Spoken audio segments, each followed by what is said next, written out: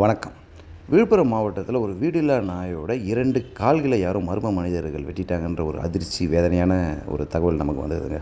அதாவது அந்த நாயோட வலது முன்னங்காலையும், இடது பின்னங்காலையும் வெட்டி அந்த நாய் கேட்பாரட்டு ரோட்டில் அப்படியே கிடந்திருக்கு. வழக்கம் போல் நம்ம ஆளுங்க எல்லாம் கடந்து தான் போயிருக்காங்க. அங்கேயும் ஒரு சில நல்ல உள்ளங்கள் இருக்கும் இல்லையா? அவர்கள் அந்த நாயை மீட்டு ஒரு தனியார் கிளினிக்கில் அதை சரி பண்ணி முதலுதவி கொடுத்தா கூட, வழக்கம் போல் மனம் இருக்கிற இடத்துல இடம் இருக்கிறது இல்லை இல்லையா? வேறு வழி இல்லாமல் அந்த நாயை ஒரு அரசு பள்ளி மைதானத்தில் வச்சு தான் அவங்க அதுக்கு வைத்தியம் பார்த்து உணவு கொடுத்துக்கிட்டு வராங்க. இருந்தாலும் அது பாதுகாப்பு கிடையாது இல்லையா? அங்கே குடிமகன்கள் வந்து குடிக்கிறதும் இல்லை, எப்போ யார் என்ன செய்வாங்கன்ற ஒரு பாதுகாப்பற்ற இடத்துல தான் அந்த நாய் இருக்குது. உண்மையாலும் ரொம்ப வேதனையான ஒரு வாழ்க்கை இந்த நாயோட வாழ்க்கை இல்லையா? அது நினச்சிருந்தா முடிஞ்சால் மரணிச்சிருக்கலாம். ஆனால் முடியல இல்லையா?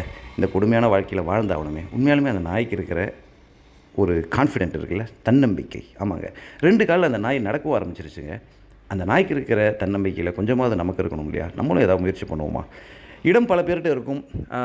வயல்வெளியோ இல்லை ஃபார்ம் ஹவுஸோ இல்லை தோட்டங்களோ ஏதோ ஒரு இடம் இருக்கும் இல்லையா உங்கள்கிட்ட. அந்த இடத்துல இந்த நாய்க்கு ஒரு இடம் கொடுத்தீங்கன்னு வச்சிங்களேன், அது அதோட எஞ்சிய வாழ்க்கையை ஓட்டிடும். நமக்கு ஒரு சொந்தமாக ஒரு இடம் இருக்கிறது பெரிய விஷயம் இல்லைங்க. அந்த இடத்துல ஈரம் இருக்கிறது பெரிய விஷயம் இல்லைங்க.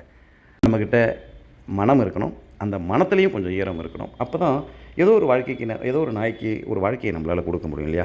அந்த திருப்தியோடு நம்ம வாழ்க்கையையும் கடந்து போவோம். தயவுசெய்து உங்களில் யாராவது விழுப்புரம் சுற்றி இருக்க யாராவது இப்படி இந்த நாய்க்கு, பாவப்பட்ட இந்த நாய்க்கு எஞ்சிய வாழ்க்கையை கழிக்கிற அளவுக்கு அதுக்கு தேவைலாம் ஒன்றும் இல்லைங்க. ஏதோ ஒரு இடம், அது எந்த விதத்துலையும் இவ்வளோ தொந்தரவு பண்ணாதுங்க. தயவுசெய்து அது ஏதோ ஒரு கொடுமை அதுக்கு நடந்துருச்சு. இனிமேலாவது அது வாழ்க்கையை கொஞ்சம் அந்த வலியை மறக்கிற ஒரு நல்ல வாழ்க்கையை நீங்கள் கொடுப்பீங்கன்னு நான் எதிர்பார்க்குறேன். யாராவது அப்படி ஒரு நல்ல உள்ளங்கள், இல்லை என்கிட்ட இடம் இருக்குது, என்கிட்ட நிலம் இருக்குது, அதை அங்கே இருந்துட்டு போட்டும், நான் சாப்பாடு கொடுத்து நான் பார்த்துக்கிறேன் அப்படின்னு சொல்கிற நல்ல உள்ளங்கள் யாராவது இருந்தீங்கன்னா, விழுப்புரம் சுற்றி இல்லை ஒரு ஃபார்ம் ஹவுஸ் இருக்குது, இல்லை என் வீட்டு தோட்டம் இருக்குது, இல்லை என் வீட்டிலே கூட நான் வச்சு பார்த்துக்கிறேன் அப்படின்ற நல்ல உள்ளங்கள் தயவுசெய்து நீங்கள் இல்லைன்னா கூட உங்கள் நண்பர்கள் யார்ட்டையாவது கேட்டு அதோட எஞ்சி இருக்கிற வாழ்க்கையை இனிமையாக்குவீங்கன்னு நம்புகிறேன்.